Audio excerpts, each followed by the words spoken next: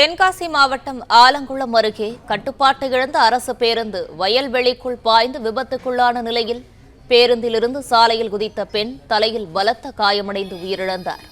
இதுகுறித்தான முழு விவரங்களை வழங்கவிருக்கிறார் செய்தியாளர் தலவாய். தலவாய், வணக்கம். இந்த விபத்து குறித்தான முழு விவரங்களையும் வழங்கல. வணக்கம். தென்காசி மாவட்டம் ஆலங்குளத்திலிருந்து பாபநாசத்திற்கு இன்று அரசு பேருந்து பயணிகளை ஏற்றிக் கொண்டு சென்றது. பேருந்தை இடைக்காலை சேர்ந்த ஓட்டுநர் முருகேஷ் ஓட்டி வந்தார்.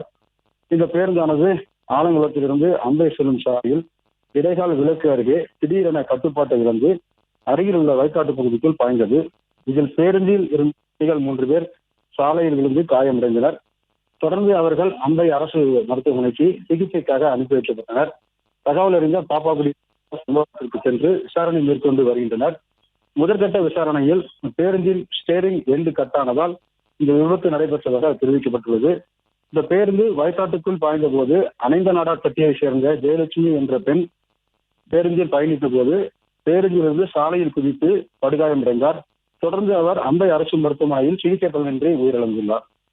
பிளே ஸ்டோர் மற்றும் ஆப் ஸ்டோரில் இருந்து பாலிமர் செயலியை QR கோடு மூலம் பதிவிறக்கம் செய்யுங்கள். செய்திகளை உடனுக்குடன் பெறுங்கள்.